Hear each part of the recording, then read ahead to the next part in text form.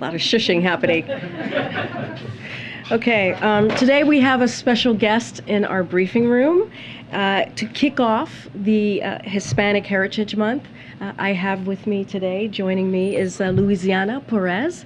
She is the White House Hispanic Media Director. Just to give you a little bit on Luisiana's background, in 2020, Luisiana, a Venezuelan immigrant, became a U.S. citizen while working on the Biden campaign in Florida.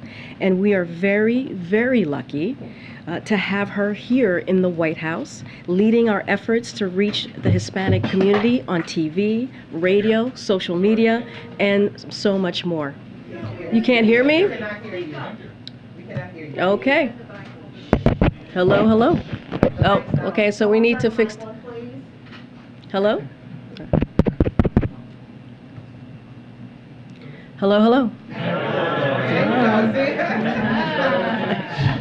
Start from the top. All right, good afternoon, everybody. Today we have a special guest to kick us off for the start of the Hispanic Heritage Month. Luisiana Perez is the White House Hispanic Media Director. In 2020, Luisiana, a Venezuelan immigrant, became a U.S. citizen while working on the Biden campaign in Florida. And we are very, very lucky to have her here in the White House, leading our efforts to reach the Hispanic community on TV, radio, social media, and so much more. With that, I am so excited to bring her here to the podium. All yours, Luciana. Thank you, Karine. Gracias, Karine. Hola, mi nombre es Luisana Pérez Fernández y soy la directora de medios hispanos de la Casa Blanca. Hoy es el primer día del mes de la herencia hispana, un mes para celebrar la historia y los valores que la comunidad hispana aporta a nuestro país. Durante el mes nacional de la herencia hispana, reafirmamos que la diversidad es una de las mayores fortalezas de nuestro país. Nuestra gente enriquece los vecindarios, las artes y la fuerza laboral. Nuestra administración celebra las voces y los logros de la comunidad hispana no solo durante este mes, sino durante todo el año. También reconocemos las luchas e injusticias que enfrentan, especialmente aquellos ataques bajo la administración anterior. Cuando el presidente Biden asumió el cargo, se comprometió a promover las oportunidades y la equidad para todos en nuestro país, incluida la comunidad hispana. Para el presidente, esa promesa no fueron solo palabras. Su compromiso con nuestra comunidad se puede medir por las acciones y el progreso logrado. Gracias al presidente Biden, vimos la mayor caída en un año en el desempleo latino. Entregamos miles de millones de dólares en préstamos a pequeñas empresas hispanas. Ampliamos el crédito tributario por hijos para brindar ayuda a millones de familias y reducir la pobreza infantil hispana en más del 40%. Apoyamos mayor equidad para Puerto Rico. Expandimos el acceso a atención médica de calidad a miles de familias latinas. Organizamos las cumbres regionales de la Iniciativa Económica Latina de la Casa Blanca en todo el país. Protegimos y continuamos fortaleciendo el programa DACA, mientras seguimos la lucha para construir un sistema de inmigración justo, humano y ordenado. Y recientemente, gracias al programa de alivio de la deuda de préstamos estudiantiles del presidente Biden, casi la mitad de los estudiantes latinos con préstamos federales verán perdonada su deuda. Esta noche, el presidente Biden asistirá a la Gala del Instituto del Caucus Congressional Hispano para dar inicio a la celebración del mes de la herencia hispana de la Casa Blanca, donde honrará las contribuciones del Caucus Hispano del Congreso y los líderes latinos. Durante su discurso, el presidente resaltará el trabajo que está haciendo la administración para crear y promover oportunidades para las familias latinas. Hoy damos inicio al Mes Nacional de la Herencia Hispana, celebrando el progreso y la prosperidad que continuamos creando para las comunidades latinas desde que el presidente Biden asumió el cargo. Y nos comprometemos una vez más a ayudar a las familias latinas. Gracias. Gracias. Thank you so much, my friend and my colleague. Okay, so just to do the English version here. Today marks the first day of Hispanic Heritage Month, when we honor the rich history and values the Hispanic community contributes to our nation. During National Hispanic Heritage Month, we reaffirm the diversity is one of our country's greatest strengths. The Hispanic community enriches our neighborhoods, small businesses, workshop, media, and arts. We uplift the voices and accomplishments of the Hispanic community, not only during this month, but throughout the year. We also acknowledge the struggles and injustices that they face, particularly under the previous administration's attack against the community. When President Biden took office, he made a commitment to advance opportunity and equity for everyone in our country, including the Hispanic community. For the president, that promise wasn't just words. His commitment to the community was for real action and progress.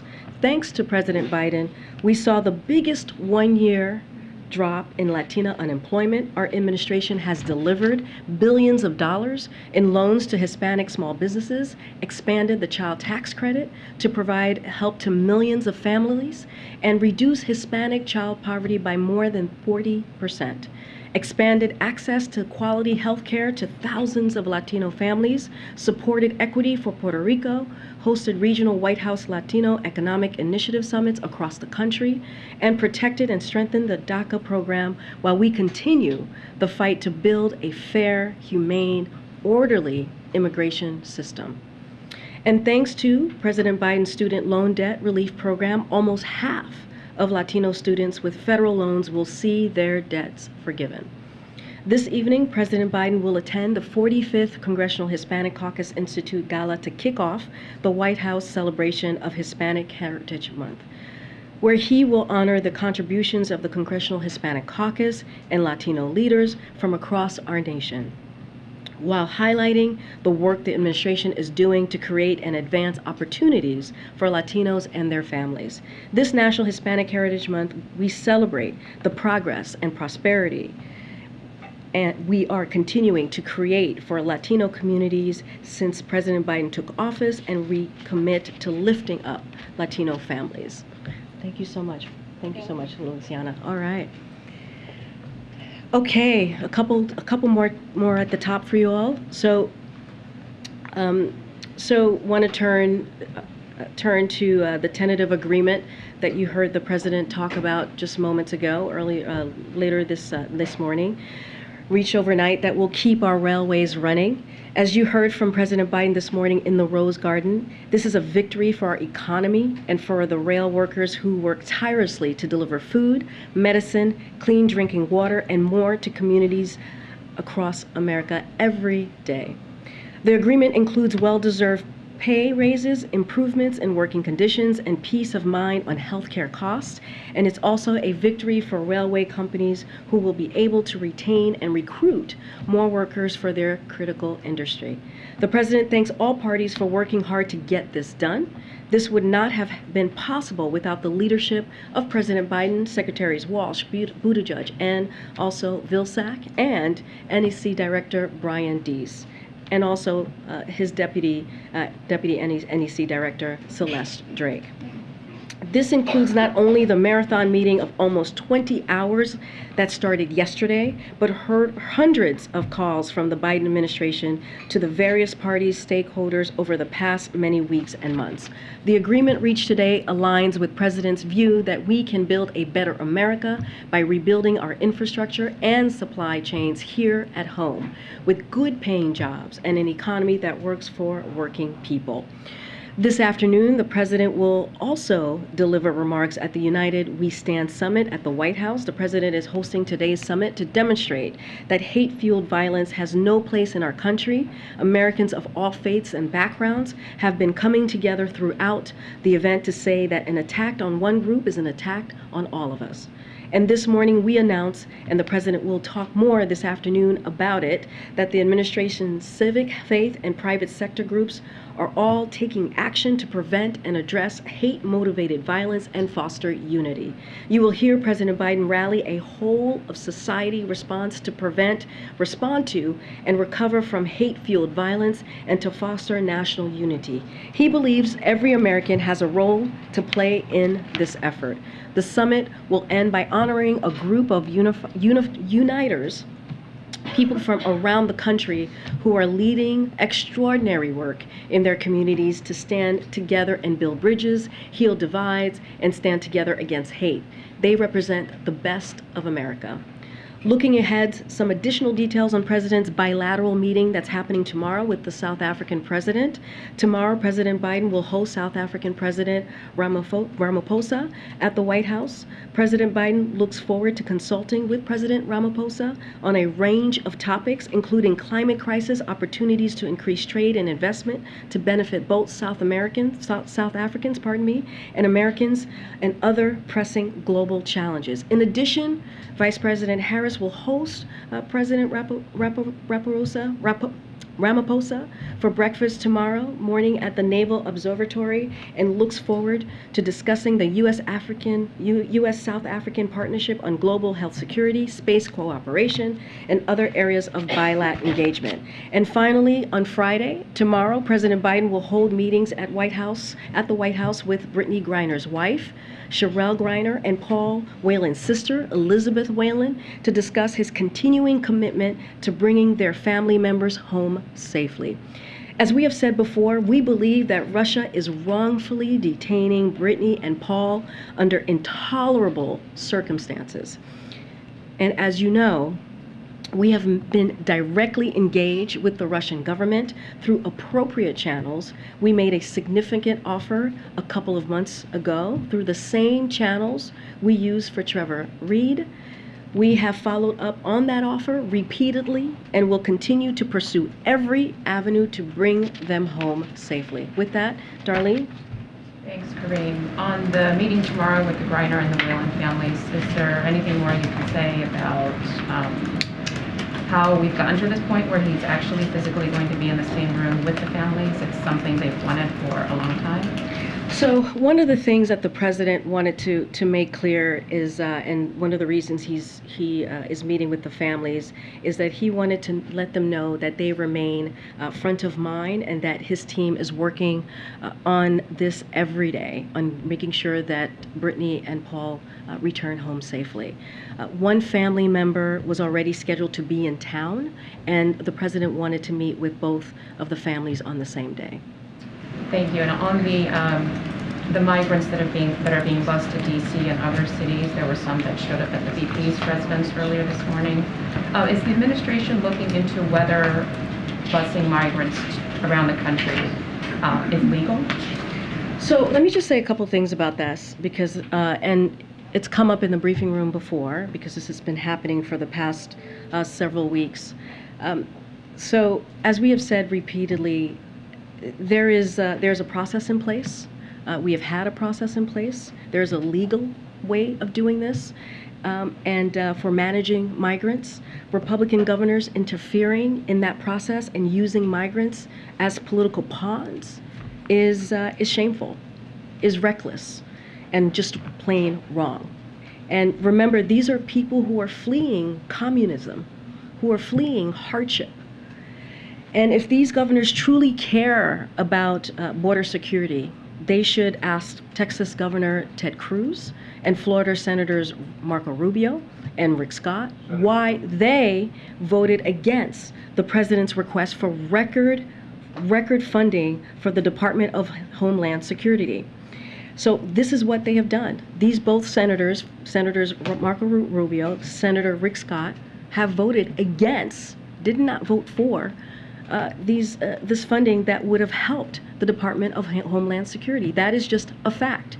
And also the fact that that Fox News and not the Department of Homeland Security, the city or local NGOs, were alerted about a plan to leave migrants, including children, on the side of a busy DC street makes clear that this is just a cruel, premeditated political stunt. This is what they are doing. And a couple more things. The migrants, including children, who arrived in Martha's Vineyard were misled about where they were being taken and what would be provided when they arrived, is also deeply alarming. The children Governor Abbott abandoned in Martha's Vineyard, the children that Governor DeSantis abandoned as well, deserve better. They deserve better than being left on the streets of DC or being left in Martha's Vineyard. They deserve a lot better than that. And as we have done many times in response to attempts to create chaos and confusion by Republican governors, we are working to manage the consequences of these two stunts as well. And when you say there's a legal way of doing this, are you implying that the way it's being done now is illegal? So I'll say this. We've been asked about if we're going to take any legal action. I would refer that to the Department of Justice, but there is a process. There's a process of taking in migrants. There's a process that is in place, and what they are doing is a legal stunt, is a political stunt, and it's really just disrespectful to humanity. It doesn't afford them any dignity what they're doing when you are abandoning families and children.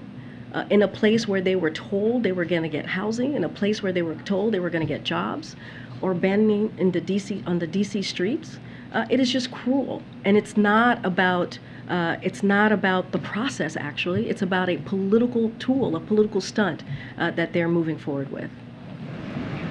On the situation along the border, crossings are up, drownings along the border are increasing. We've been to one town recently where the morgue is overwhelmed by migrant deaths. Are you confident, and do you feel that the situation at the border is under control? Are you doing enough? So, what we have been doing is doing the work that wasn't done by the last administration. We are fixing a broken system. It is not like turning the light switch on. It is going to take some time. But I'll say this, more individuals encountered at the border will be removed or expelled this year than in any previous year. That is something of the work that the DHS has been doing and how we have been moving forward and making sure that we're doing our part here.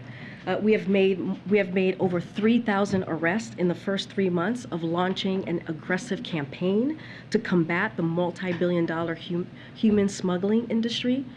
So we have seen the work that we have done and how it's been effective. And again, there is a process in place to manage migration flows. That includes expelling migrants as required by court order under Title 42, transferring them to ICE custody, or monitoring migrants through the alternatives to detention program as they await further processing. So there is a process in place. What these Republican governors are doing, again, is they're using people. They're using desperate people who are trying to come here because they're fleeing communism themselves, as a political pawn, and it's horrific and it's shameful. The busing aside, how do you explain this influx? Well, again, we understand that we have work to do. We understand that, and we have been doing the work to do that. We have taken unprecedented action over the past year and a half to secure our border and rebuild a safer and orderly process system. In the last year and a half, we have installed new border technology and set up joint patrols with Mexico and Guatemala to catch more human traffickers. We have already made 3,000 arrests, as I just mentioned. We have secured record levels of funding for the Department of Homeland Security, and we have put in place dedicated immigration judges so asylum seekers can have their cases heard faster. We have expanded labor pathways, including H-2B visas. So we are doing the work.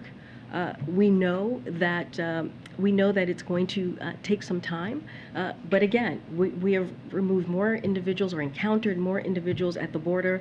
They will be removed or expelled this year than in any previous year, and so that tells you a little bit about the facts of what we've been doing.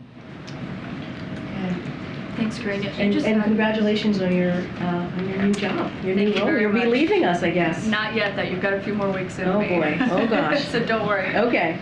Karine, I have a question about the meeting tomorrow with the families of Paul Whelan and Brittany Griner. But first, you just had a pretty impassioned response to these buses of migrants being dropped off.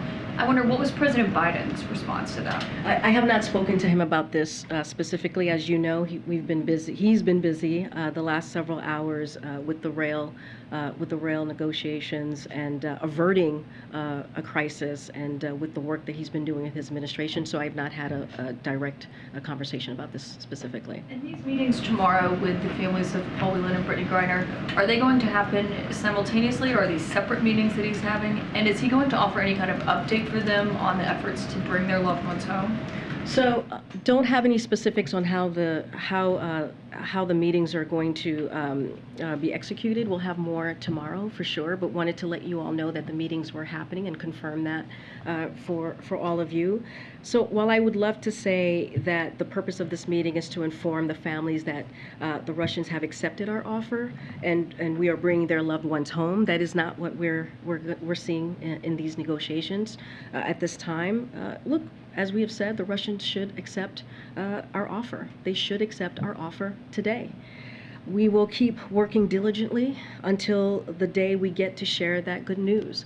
But again, the president wanted to make sure that their families understood that they were front of mind and that his team was working tirelessly every day to get Brittany and Paul home safely. But they shouldn't be expecting any kind of an update in a substantive way on that front, you're saying? Again, like I said, we would love to be saying today that we have news about Brittany and Paul coming home today. That is, unfortunately, that is not where the negotiations are at this time. Again, the Russians should accept the offer that's at the table, and we will encourage them to do that. Thank you. Good, and welcome back. Hey, thanks so much. I just wanted to follow up on the Martha's Vineyard situation. Is it possible to, I don't know, I mean, what recourse do you have when those kind of situations happen? And then I have another question. So I can tell you what the administration is doing. So as we have done many times in response to these types of attempts by Republican governors to create, really what they're doing is creating chaos and they're creating confusion. So we are working to manage the consequences of these stunts. The administration has been in regular touch with the cities, and FEMA regional administrators have been meeting with city officials on site to coordinate available federal support from FEMA and other federal agencies. Funding is also available through FEMA's emergency food and shelter program to eligible local governments and nonprofit organizations upon request to support humanitarian relief for these migrants. And then just today, the World Bank and then separately the IMF warned about real risks, downside risks to the global economy. The World Bank says that there's a growing risk of a global recession. Obviously, a lot of concern about high inflation here in the United States and the rise in interest rates all over that is impacting developing countries particularly. Can you say at this point whether you think a global recession can be avoided and what your concerns are about the interest rate increases? I realize the Fed is independent, but the consequences of these sort of synchronized interest rates. So a couple of things. I'm not going to get into hypotheticals. I'm not going to predict from here, especially on something so important as the economy. I'll leave that to the experts to do. Look, what we have said, what the president has said very clearly, is that the number one economic priority is tackling inflation. You think about just 2 days ago where the president held an event on the South Lawn with thousands of supporters, thousands of Americans on the South Lawn talking about or celebrating the Inflation Reduction Act, which is part of the president's plan to do everything that he can to lower prices. And you look at that plan, it's going to lower prices, healthcare prices, it's going to lower Medicare costs for our seniors, which is important, which is a fight that members of Congress and the president included had been fighting decades and decades against Big Pharma, and the American people won. We were able to beat wealthy special interest. And let's not forget the gas prices, as you hear us talk about over and over the last couple of weeks, of how we've seen those gas prices go down for more than 90 days, every day during the summer months. And it's gone down by more than $1.30. This is the work that the president's going to continue to do to make sure that we're lowering costs, and it's part of his economic plan to make sure that we don't leave anybody behind, that we're building an economy from the bottom up and the middle out, as you've heard him say as well. Look, it is something, as far as the interest rate, and you know, we're the Federal Reserve is independent. One of the areas that is a part of the president's plan is that they have their independency, and we leave it to them to make their decision on what fighting inflation is going to look like, what the monetary tools they're going to use to do just that. Again, they're independent, so we will not comment on that. But look, we also understand that you know, high costs are really hurting families, which is why we have done the work that we have done these past several months, and we'll continue to make sure we find ways to lower costs for families. I think what I'm asking you is, what is the impact? You're working on a domestic problem and lowering prices here and lowering inflation here, but it's having a profound impact on the rest of the economy. And I wonder if you're concerned about the impact this is all having on developing countries. So, I mean, development is arrested, stopped. I understand. Poverty is stopped. I understand. You were asking me also for me to predict, which I can't do from here. I am not an economist, so I cannot predict for you.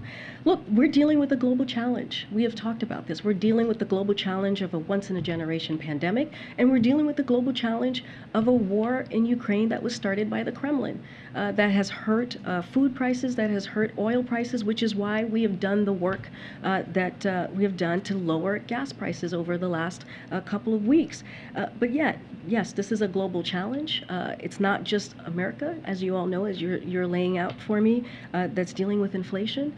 And this is why the president has made this top of mind and continues to make his priority, tackling inflation, his number one economic priority. So we're going to continue to do that and focus on that. Remember, there's the Inflation Reduction Act, there's the CHIPS and Science Act that just passed, there's the bipartisan infrastructure legislation, there's the American Rescue Plan. All of those things, in particular the American Rescue Plan, put us on a better footing than most of our global partners.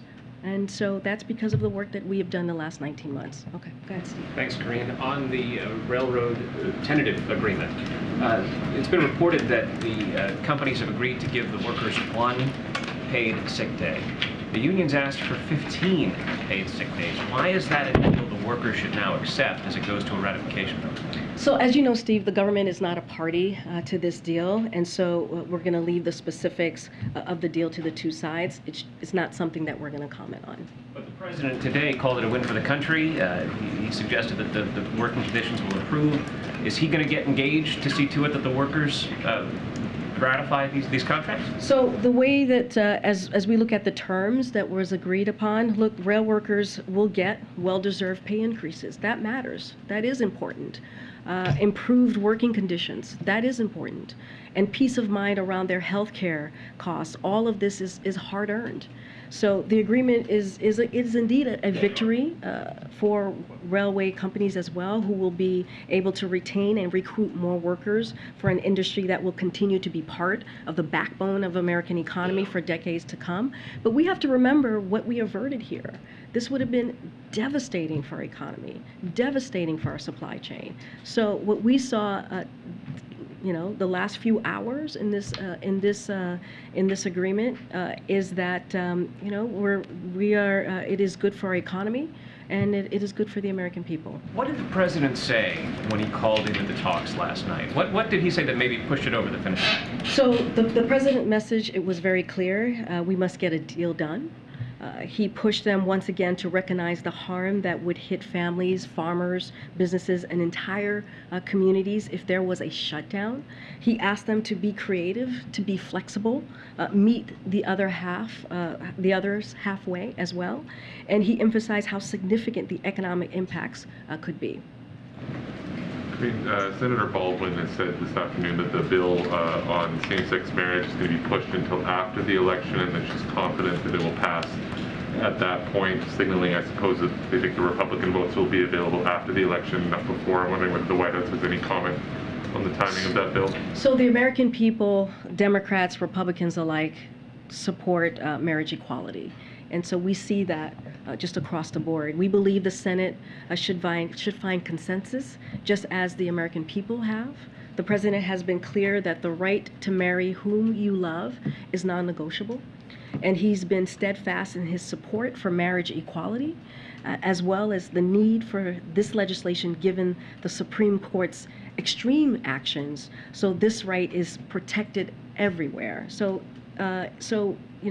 as far as the mechanics of this and how this moves forward in the Senate, we leave that to Congress. We leave that to their leadership in Congress. And there's another sort of very different topic. A couple of Republicans wrote the White House today seeking information about the student debt plan. It's Representative James Comer and Virginia Fox. They're concerned that officials who worked on the plan themselves may benefit from it and are seeking documentation about how many White House aides would benefit from the student debt cancellation. Do you have any response to that? So, I appreciate you just got the letter today. Yeah, I haven't seen the letter, so I certainly am not going to respond to something I haven't received, but I'll say...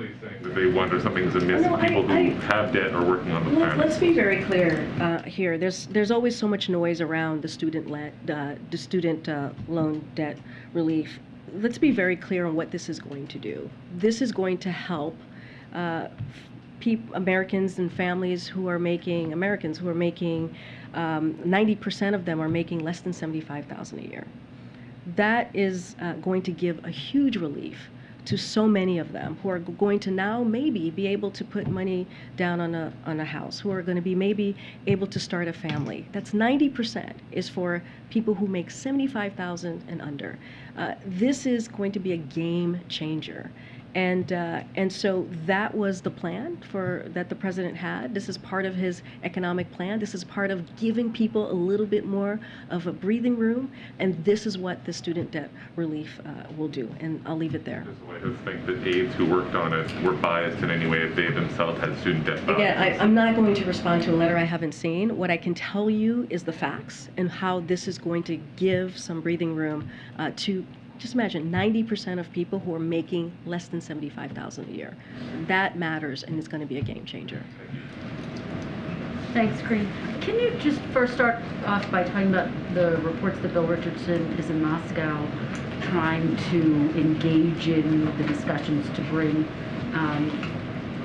Brittany Griner and Paul Whelan home? And does the administration support his efforts to do that? So as the State Department said yesterday, they spoke to this. Private citizens attempting to broker a deal do not and cannot speak for the U.S. government. We have warned private citizens not to travel to Russia, owing to the dangers that they would face, and that the State Department's Russia travel advisory remains at level 4. And so what we have said, and we have been very clear, and the State Department, as I just mentioned, spoke to this yesterday, is do not travel. Is there any concern that he could actually complicate the talks that the administration is having or set them back? So I'll say this as it relates to Bill Richardson. So we have been in contact with Richardson Center. I'm just not going to comment on the governor's travels or the governor's activities, but again, we have been very clear about American citizens traveling to Russia. Okay, and I want to ask you, on the topic of immigration, the Vice President said to my colleague Chuck Todd over the weekend, the border is secure. She also caveated that to say we also have a broken immigration system and talked about the need to fix that. But does the White House stand by those comments that the border is secure? What we stand by is that we are doing everything that we can to make sure that that we follow the process that's been put forth. That's why we have historic funding to do just that, to make sure that to make sure that the folks that we encounter at the border be removed or expelled. And again, the facts are more individuals encountered at the border will be removed or expelled this year than in any previous year. But that's the work that we have been doing. Is the border secure? I'm just going to refer back to the Vice President. We agree with her. She is saying that there's a lot of work to do, right? She also said that in that very statement. We agree that the border is secure, but there is still more work to be done. I guess the question becomes how you can make that argument when all DHS has said it's bracing for these potentially 2 million migrants to come. which So, would be a record in the coming months. You know, we'll say this, rebuilding the immigration system, especially one that was decimated under the previous administration, won't happen overnight. We're not going to flip a switch and get that done. That's what I said at the beginning. We know that there's work to be done, but we're doing the work to make sure that that we remove and expel folks who are coming here, who are being encountered at the border. So. As the actions of listed out show, as I've listed out show, we're committed to getting it done and getting it done right. We need to do it in a humane way. We need to do it in a safe way. And as we have repeatedly said, a long-term solution can only come from a comprehensive legislation that brings lasting reform to a fundamentally broken system. We understand that, and that's why we continue to call on Congress to also act. So we get it. It's a fundamental long-term issue. It is a broken system, but we are also doing the work. And you know, I have to say, the work that what we're seeing Republicans doing. Elected officials using migrants as a pawn is not the way to move forward on this. That's not how we're going to get this done.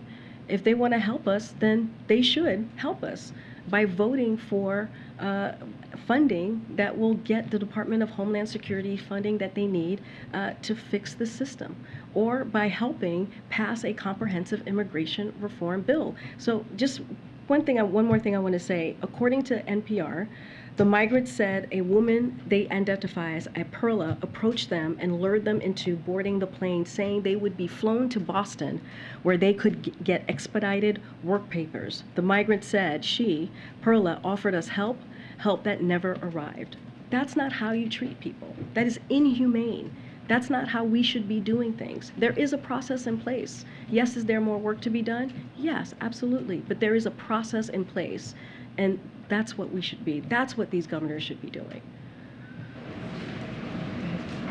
Sure, just one question. On the president's remarks in a little bit over an hour, some have accused Biden of sort of fomenting divisiveness in his own right by labeling folks MAGA Republicans, associating them with fascism.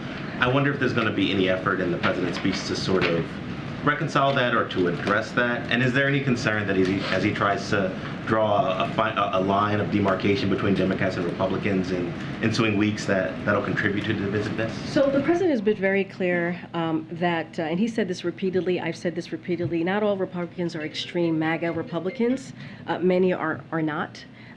He's worked with mainstream Republicans on a whole range of issues, including efforts to reduce violence and promote public safety, like COVID-19 Hate Crimes Act and the Bipartisan Safety Community Acts, the most significant piece of legislation to reduce gun violence in nearly 30 years. So the president is hosting this event to highlight that the vast majority of Americans, despite our myriad of differences, are united in opposition to hate-fueled violence. So this is a core American value that is shared by people of all faiths, backgrounds, and political parties, and he's been very clear about that. We'll go around. Thank you. Thank you. I wanted to ask you about Pakistan. Last week, U.S. has announced that it will be giving $450 million F-16 fighter jet fleet sustainment program to Pakistan. And if you remember, in January 2018, the then president had announced a blanket ban on all kinds of security assistance to Pakistan at that point. And this had remained so far. Has President Biden lifted that restrictions on Pakistan? So I want to be very clear about this. The proposed F-16 sustainment package for Pakistan is a proposed sale and is consistent with standard sustainment packages. So I would refer you to the State Department for more information on that particular package. But what about the president's restrictions on any security assistance to Pakistan? Does that remain in place, or has that been lifted? So, I mean, you were asking me about the F-16, so I just laid that out for you. So I'll say this: the strategic partnership between the U.S. and India is grounded in our shared commitment to the advancement a free and open Indo-Pacific region, the rule of law, and the promotion of human freedom and dignity. We consult closely with India on regional developments, but I'm just not going to comment on any diplomatic discussions. I just laid out what the F-16 package is consistent with our standard sustainment packages, as I just laid out. Any more on that? Any more on our diplomatic engagement? I would refer you to the State Sorry, Department. if I was not able to explain, Yeah. My question was about U.S. assistance to Pakistan on security-related issues. It was not about India-U.S. relationship. Oh, okay. Okay, because you said about the F-16. Yes, F-16, but this is for the first time in 3.5 years that U.S. has given any security assistance to Pakistan, and this was blocked in 2018 through a tweet by then President Trump. After that, U.S. has not given any security assistance to Pakistan. Okay. This was the first time after that. So my question is, has Okay. President Biden lifted that restrictions on Pakistan? Okay, so with that specific question on security assistant, I would have to go back to the team and get back to you on that. I thought you were asking about F-16 specifically, and that's the answer that I provided for you on that. Nothing has changed on that particular package, but on the security assistance, I'm happy to check with the team and get back to you. Secondly, on Pakistan is going through a lot these days Yeah. because of floods. What is U.S. assessment of the humanitarian situation there? So we've provided a total of $53.1 million this year alone to support disaster resilience and flood response in Pakistan. Additionally, CENTCOM is airlifting 41,200 kitchen seats, 1,500 rolls of plastic sheeting, 35,000 plastic tarps, and 8,700 shelter fixing kits, helping more than 300,000 people with shelter and household needs. And USAID has deployed a disaster assistant response team to lead the U.S. government's continuing humanitarian response efforts in Pakistan, and has deployed technical experts from CDC to assist with the public health impacts of the flood. Again, since 2010 floods, the United States has supported preparedness, resilience, and disaster risk reduction efforts in Pakistan, improving the ability of communities to withstand and respond to disasters like this one. I'm going to move around. I'm going to move around. Go ahead, April. Karine, two topics. What teeth are we expecting from the summit today? Things that are punishable, things that are not just policy, but could move into a law. So you're asking, like, what are the deliverables, essentially? What are the deliverables, Okay. concrete, tangible deliverables? So a couple of things that we've announced already is a new agency actions to strengthen the federal government's coordination and community engagement to prevent, respond to, and recover from hate-fueled violence. Federal agencies are also announcing new steps to strengthen the resources available to local schools, law enforcement agencies, and cultural institutions like museums and libraries to prevent or respond to hate-fueled violence. There's a bipartisan former White House officials. They will launch Dignity.us, US, a citizens initiative to address hate-fueled violence in America, to foster dialogue to communities across the country, and identify solutions to address hate-fueled violence. There's a new Pluralists, a cross-partisan group of philanthropic and field leaders is mobilizing $1 billion in new investments to increase support for programs that build bridges among Americans of different backgrounds to foster unity. And also more than 140 mayors have signed a new bipartisan compact to combat hate and extremism, committing to stand up against hate violence and increase their support of local initiatives and heal divides. And then there's also service organizations led by Interfaith America, the YMCA, and Habitat for Humanity are launching a Nation of Bridge Builders, a new partnership that will train 10,000 Americans to be bridge builders in their neighborhoods and will host over 1,000 bridge building events in over 300 communities. And one last thing, when we think about technology communities, tech companies, including YouTube, Twitch, Microsoft, and Meta are announcing new actions their platforms are taking to prevent hate-fueled violence as well. So this is going to be the deliverables that are going to come out of the summit. This is about prevention, but is there an effort to work with Congress in this moment, as you're having this summit, to bring forth new laws, more punishments, stiffer punishments? I don't have anything new to preview at this time that's happening with Congress. Clearly, we believe these deliverables, these rundown of actions that I just provided, is a first step to getting us into a place where we're dealing with a real issue, where we're addressing hate-fueled violence in communities that we see across the country. And then the last topic, on what you call this political stunt with the asylum seekers. Let's specifically get into the locations. Martha's Vineyard, the Naval Observatory. Can you talk to the issue of, you said Boston. It's an island that they sent the asylum seekers to. An island that is known to be, in some instances, a Democratic haven. Former presidents, former Democratic presidents vacation there, own homes there, etc. Could you speak to that as well as to the Naval Observatory? What I could say, and I've been very clear, it is a political stunt. That's what we're seeing from governors, Republican governors in particular. And it is a cruel, inhumane way of treating people who are fleeing communism, people who are, and we're not just talking about people, we're talking about children, we're talking about families who are promised a home, promised a job, put on a bus, and driven to a place that they do not know. And it is a cruel thing to do. According to local reports, Governor Ron DeSantis sent a hired videographer on the plane to Massachusetts to order to capture footage of them being dropped off. Remember, there were children on this plane. So I cannot speak to anything outside of what we're seeing, right? Which is, it is indeed a political play. It's cruel. It is a cruel way for elected officials, the people who have power, the people who are elected by their constituencies, to behave in this way, and we should call it out. And other Republicans should call it out. Republicans should be, their colleagues should be calling out the cruel way that they are playing and what they're doing with their cruel political games. And again, these are families that are including children. All right. House Democrats are currently making a push to try and include free universal school meals in the CR as a waiver for this year. Is that something that the president would support? I'm not going to speak to any specifics of what's going to be in or out of the CR. What we believe is that we've been here before. We were here just last year, and we were able to get this done. And we believe Congress can move forward, just like we were able to do this last year. Look, we're going to do our job. We're going to talk to members of Congress on the Hill. We're going to have conversations. We're going to make it very clear how important it is to make sure the CR gets passed. But I'm not going to get into specifics of what we're going to accept or not accept. Yeah, on trains, the deal with the railroads came down to offering unpaid sick leave.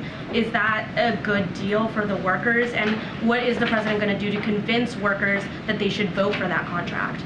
So just to step back for a second, this is a tentative deal and is actually a standard part of the ratification process. The tentative agreement now goes back to the unions for a vote, and as part of this tentative agreement, the parties have already agreed to a post-ratification cooling off period of several weeks to make sure that if a vote doesn't succeed for any reason, there is not an immediate rail shutdown. So this deal is right on track, and we expect the broad support for both the labor and industry sides to continue. I'm not going to speak to specific items of the deal. That's for them to decide. Go ahead, Karen. Thanks, Karine. To go back to Bill Richardson and Kristen's questions, has the president spoke to Bill Richardson around this trip to Moscow? I don't have anything to preview. All I can tell you is that we have been in touch with Richardson Center.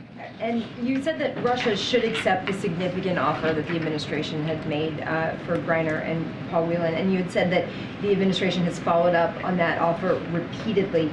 What does that follow-up look like? Is Russia not responding, or has Russia rejected that offer repeatedly? I'm not going to get into private negotiations at the podium just because of security reasons, and we want to make sure that we're having these conversations in private. So I'm not going to go into specifics, but I can say the Russians should accept our offer. We made a substantial offer, and I'll leave it there. But when you say followed up repeatedly, there's clearly, it sounds like there's a frustration that there's something that's not coming back. Again, from the Russians. Russians should accept our offer. I'm not going to go into any specifics anymore on that.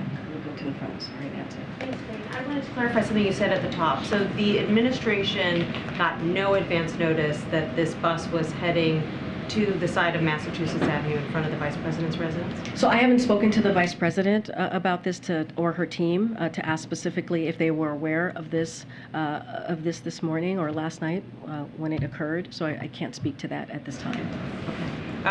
Because you mentioned at the top that you weren't alerted, but Fox News was. So I just wanted to make sure I understood you correctly. Yeah, that is exactly what we have learned. Is there anything that the administration... Oh, I see what you're asking me. Yeah. You're asking me, yes, no, we were not alerted. Like Department of Health, the Department of Homeland Security was not alerted. We were not alerted of this. I thought you were asking me specifically about the VP's residence. Right. Yeah. No, I meant, Okay. I mean, did you get any No. advance notice from the state of Florida? No, that what this- my statement stands. We were not alerted. Is there anything that the administration can do to prevent the governors of Florida or Texas or any other state from sending buses of migrants to the states of their choice? So, as far as some folks have asked us about legal action, that's going to go to the Department of Justice, can't speak to that. What we have done is, we have, the administration has been in regular touch with the cities that have to deal with this, and FEMA regional administrators have been meeting with city officials on site to coordinate available federal support from FEMA and other federal agencies. And so that's how we have dealt with this particular issue. I think for us, how do we stop this? We call this out. We call this out and we call it what it is. It is a political stunt that we're seeing from these Republican governors. That is what is happening. And other Republicans should call this out as well. It is endangering people's lives. It is inhumane. It is taking away people's dignity, not affording the dignity that these people should be afforded. And also, we're talking about children. We're talking about families and children that are being left on the side, the street side of D.C. and in Massachusetts. And it's shameful, and we should call this out. So you can highlight it, but there really aren't any political levers to prevent it at this time? Again, it's a political stunt that Republican governors are using, and the question is, will Republicans call out their colleagues for playing a cruel political game, a cruel political stunt with migrants and families and children who are fleeing communism? That is what they're fleeing. They're fleeing communism. So, okay, let's see if other Republicans will call this out as well. Yeah, John. Thank you, Karine. Today, for the first time since Russia's invasion of Ukraine, Vladimir Putin met with Xi Jinping of China. Putin did say that he understood that China had some, quote, questions and concerns about the invasion, that he said he would address them to Xi.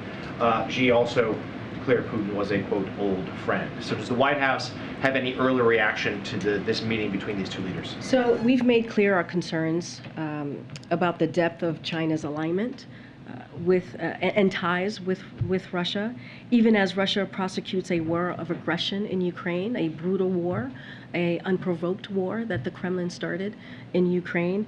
This meeting is an example of that alignment. I'm not going to go beyond those comments. Thanks, Karine. Do you think that Americans believe that the border is secure?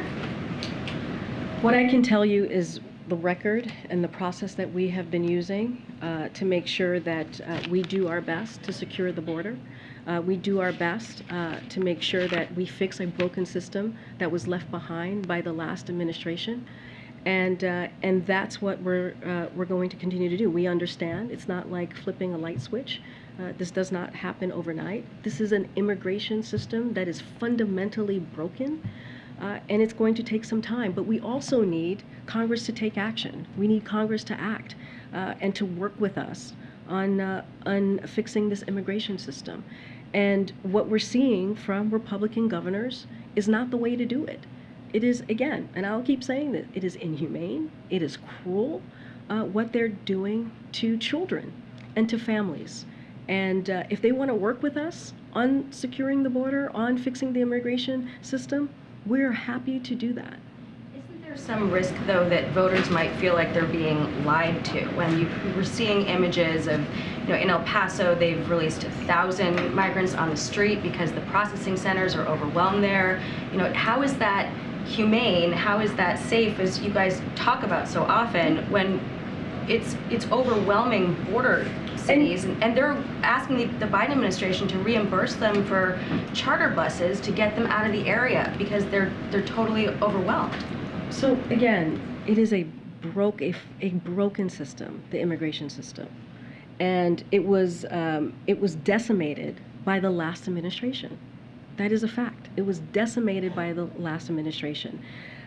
What the last administration wanted was a border wall that was ineffective and used a use of taxpayers' dollars, and that's what we saw from the last administration. But just recently, CBP reported that that new wall along the southwest border was breached over 3,000 times, that new wall. And between fiscal year of 2019 and 2021, it's required $22.6 million in repairs. That's what we're trying to deal with a decimated system that was certainly not helped by the last administration. Look, we understand.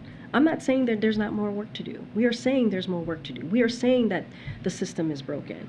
But we are saying that as well, we have done a lot of work here to fix this system. And again, more individuals encountered at the border will be removed or expelled this year than in any previous year. Those are the facts. Do you have a message for the migrants, though, who are saying that the border is open? I mean, today we talked to a few who arrived in D.C. They said that the border is open. We know it's open because we come, we enter, no problem. We haven't heard a message from the administration in a few months telling people not to come. We've heard you guys talking about trying to make it a more orderly process, but you're not telling people not to come. So Department of Homeland Security Secretary Mayorkas has been very clear. He was on TV recently talking about this, talking about the work that they do. And so I will leave it to the Department of Homeland Security to speak to that specifically. But again, this is a broken system, and we want to see Congress act. We want to see bipartisanship to fix the immigration system. We are trying to fix a system that was decimated by the last administration. And again, we are calling for Congress to take action. Question on inflation. The president dismissed the inflation report and the stock market sell-off on his way out of town yesterday, and then he said that test driving an electric car that costs more than double the average American's yearly salary made him feel optimistic. Do you have a response to critics who say that this administration's out of touch? Wait, can you say that one more time? The president dismissed? He dismissed the inflation report. He said he wasn't worried about it. We're talking about 0.1%. And then he said he wasn't concerned about the stock market sell-off because he said the stock market doesn't represent the broader economy. And then he went to Detroit and test drove a vehicle, an electric car that's just out of price range for the average American. So I get your question now. So the president's number one priority, economic priority, has been lowering cost for the American people. You think about the Inflation Reduction Act, which was only passed by Democrats. Republicans refused to get on board and pass it in a bipartisan way. It lowered costs for Medicare recipients, capped that at $2,000 a year when our seniors are paying $2,000 or more a month.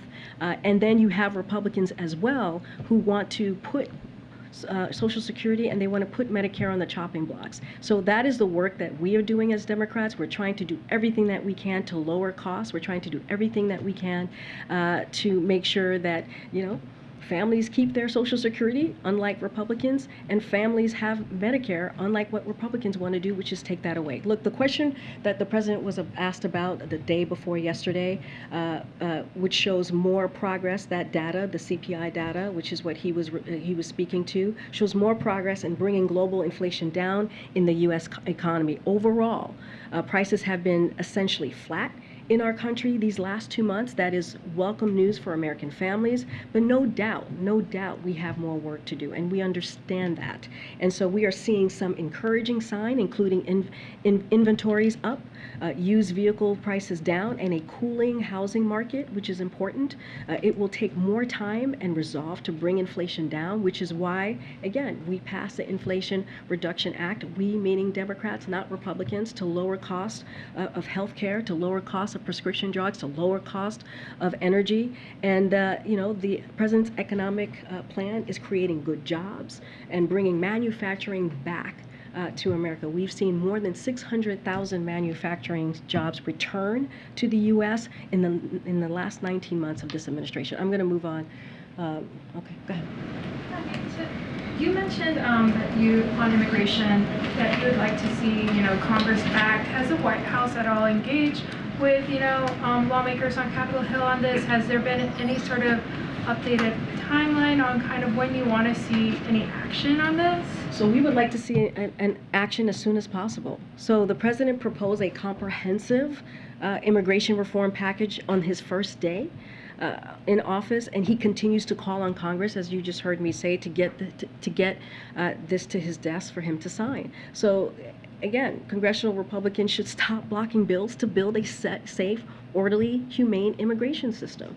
There is not action from them to actually deal with this issue that we're seeing with the immigration system. So the team here at the White House is in regular touch with Congress, as you're asking me, on a number of priorities, including immigration reform, and we will continue to, again, urge Congress to get that bill to his desk. And another question, Reuters is reporting that, the Biden administration is kind of asking Mexico to accept more migrants from Cuba, Nicaragua, Venezuela under Title 42. Is this something that, the administration is asking for? Are there concerns that there's an increase of, individuals coming from those countries? So I'll say this, any diplomatic negotiations or conversations, I would refer you to the State Department on that specific question. But on more broadly, on the matter of Title 42, our views have been very clear.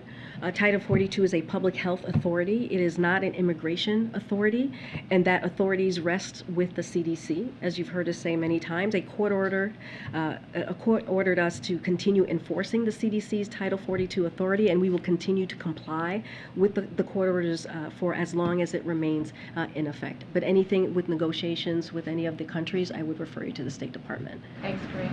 Oh, okay, let me take two more. Oh, great. I'm trying to call on folks.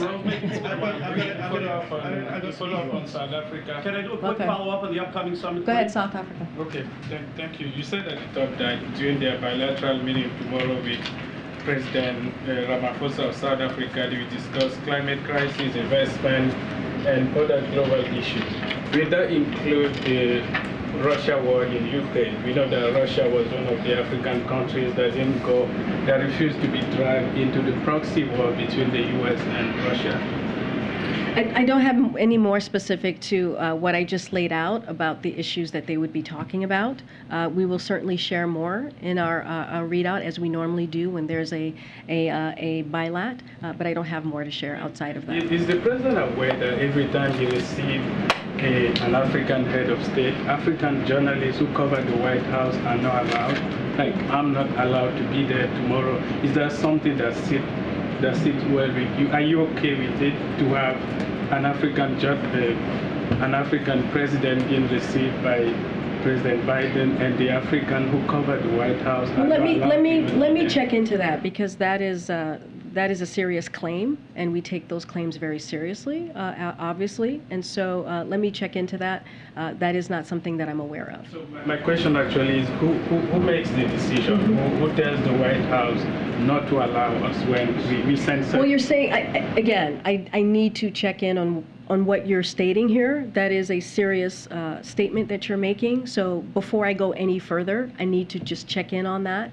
I'm always happy to talk to anyone after the briefing in my office, or make a schedule appointment to have this conversation. But again, what you're saying is a strong accusation, if you will, and I just need to check in on that before I move further. I need to check in on that before I move further. I will not be allowed to be there tomorrow, so it's a claim that has been established, and that was the same thing that happened when Saki was here with the president of Kenya, and do you understand the frustration of people like me who covered the White Simon, House? I understand. I wholeheartedly understand your frustration, but before I can speak to this, I need to actually check in on it so that I can give you a fulsome answer. So let me check in on this, and we can talk about it. Thank you, Karine. If I could please quickly update on the upcoming summit. But first, I'd like to extend to you a happy Hispanic Heritage Month as the son of a Latino immigrant. So, well, thank you. My question is very straightforward. You just mentioned recently about the work that Republicans have done together with the president in combating hate. And my question is, if you could share with us some of the prominent Republicans who are planning to be participating in this upcoming summit. So if you see the agenda, you'll see we have bipartisan group of folks participating today. We really believe that the vast majority of Americans, including Republicans, including Democrats, including independents, are united against hate-fueled violence. This is a core American value that is shared by people of all faiths and backgrounds and political parties. So this event is featuring people of diverse backgrounds, ideologies, as well as bipartisan group of elected officials and leaders who share the view that we all have a role to play in bridging the divides in our communities and working to eradicate the hate-fueled violence that tears apart communities and hurts our democracy. Again, if you take a look at the agenda, you will see the bipartisanship there. I'll see you guys tomorrow. Thank you, everybody. Thank you.